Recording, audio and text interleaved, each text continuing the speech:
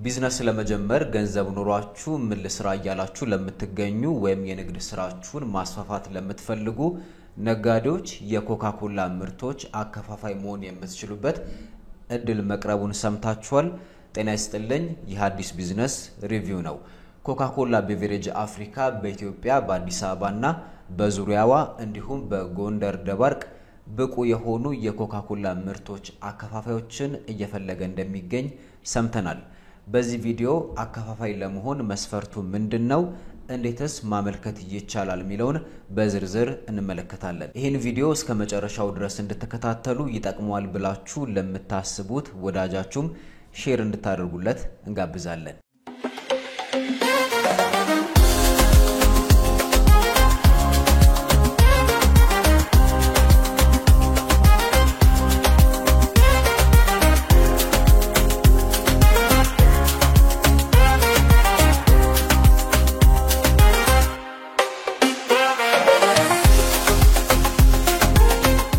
ኮካኮላ ቤቨሬጅ አፍሪካ በኢትዮጵያ ብቁ ያላቸውን የኮካኮላ ምርቶችን የሚያከፋፍሉለትን አጋሮች እየፈለገ እንደሚገኝ አዲስ ቢዝነስ ሪቪው ከተቋሙ ያገኘው መረጃ ይጠቁማል። ኮካኮላ ቤቨሬጅ በኢትዮጵያ በተለይም የተመረጡ ቦታዎች ላይ ነው አጋሮችን አከፋፋዮችን እየፈለገ የሚገኘው።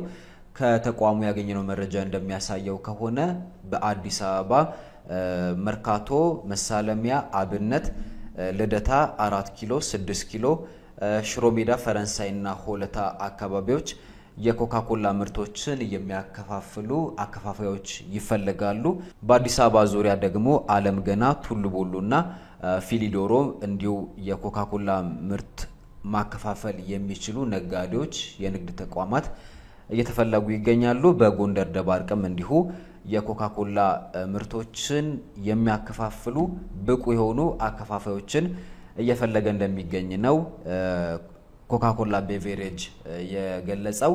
አከፋፋይ ለመሆን የሚያስፈልገው መስፈርት ምንድነው? ለማመልከት ወይንም ደግሞ በጨረታው ለመሳተፍ እንዴት መሳተፍ እንችላለን የሚለውን ስንመለከት ተቋሙ ባወጣው መረጃ ወይም ደግሞ አዲስ ቢዝነስ ሪቪው ከተቋሙ ያገኘው መረጃ እንደሚያሳየው ፕሮፖዛል አቅራቢዎች ወይንም ደግሞ የኮካኮላ ምርቶችን ማከፋፈል እንችላለን የሚሉ ነጋዴዎችና የንግድ ተቋማት ማቅረብ ከሚገባቸው ቅድመ ሁኔታዎች መካከል ቢያንስ የስራ ማስኬጃ ካፒታል 20 ሚሊዮን ብር ማቅረብ እንደሚጠበቅባቸው ሰምተናል። ፕሮፖዛላቸውን ሲያቀርቡም ቢያንስ 500 ካሬ ሜትር ላይ ያረፈ ወይንም ደግሞ 500 ካሬ ሜትር ስፋት ያለው መጋዘን ያላቸው መሆኑን መጥቀስ ይጠበቅባቸዋል። እንዲሁም ምርቶችን ለማሰራጨት የሚያገለግሉ እንደ የጭነት መኪና፣ ፒክአፕና በእጅ የሚገፉ ጋሪዎችን ማቅረብ የሚችሉ ነጋዴዎች መሆን እንደሚገባ ኮካኮላ ቤቨሬጅ ገልጿል ማለት ነው። ሌላው እንደ መስፈርት የተቀመጠው ኮምፒውተርና ስማርት ስልኮች እንዲሁም የኢንተርኔት ግንኙነት ያላቸው ነጋዴዎች መሆን ይጠበቅባቸዋል። ኮምፒውተር፣ ስማርት ስልክና ኢንተርኔት አክሰስ ብቻም ሳይሆን ኮካኮላ እንግዲህ የራሱ የሆኑ የውስጥ ለውስጥ የሶፍትዌር ሲስተሞች አሉት። እነዚህን የኮካኮላ ሶፍትዌር ሲስተሞችን ለመጠቀም ዝግጁ መሆን ይጠበቅበታል ነጋዴው ወይም ደግሞ ፕሮፖዛል አቅራቢው የኮካኮላ ምርቶችን ማከፋፈል የሚፈልገው ግለሰብ ማለት ነው። ስለዚህ እነዚህን ለመጠቀም ዝግጁ መሆን የሚለው አንዱ እንደ ቅድመ ሁኔታ እንደ መስፈርት የተቀመጠ ጉዳይ ነው። ሌላው ዋናው ንግድ ፍቃድና ሌሎች ተያያዥ ህጋዊ ቅድመ ሁኔታዎችን ማሟላት እንደሚጠበቅበትም አዲስ ቢዝነስ ሪቪው ከኮካኮላ ቤቨሬጅ ያገኘው መረጃ ያሳያል ማለት ነው።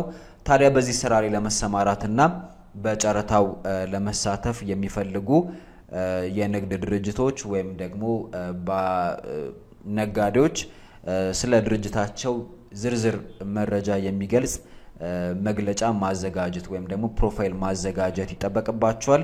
ንግዱን ለመጀመር የሚያስችለውን የካፒታል መጠንና የገንዘብ ድጋፍ እንዳላችሁ የሚያረጋግጥ ሰነዶችን ማያያዝ ይጠበቅባቸዋል። ለማቅረብ የምትችሉትን የመጋዘንና ቀደም ብለን እንደገለጽነው የመጓጓዣ ሁኔታ ዝርዝር መግለጫ ያካተተ መሆን አለበት የምታቀርቡት ፕሮፖዛል እንዲሁም ህጋዊ ንግድ ፍቃድና ተያያዥ ህጋዊ ሰነዶቻችሁን በማያያዝ ፕሮፖዛላችሁን በስክሪኑ ላይ በመተመለከቱት የኢሜል አድራሻ ወይም ደግሞ የፖስታ ሳጥን ቁጥር ልታመለከቱ ትችላላችሁ ማለት ነው። ለሁላችሁም መልካም እድል እንዲሆንላችሁ አዲስ ቢዝነስ ሪቪው ይመኛል። እንደዚህ አይነት ጠቃሚ መረጃዎችን የምታገኙበትን የዩቲዩብ ቻናላችንን ሰብስክራይብ እንድታደርጉ ይሄንን ቪዲዮ ላይክ እንድታደርጉ ይጠቅማል ብላችሁ ለምታስቡ ወዳጆቻችሁ ሼር እንድታደርጉላችሁ እንጋብዛለን። ሰላም ሁኑ።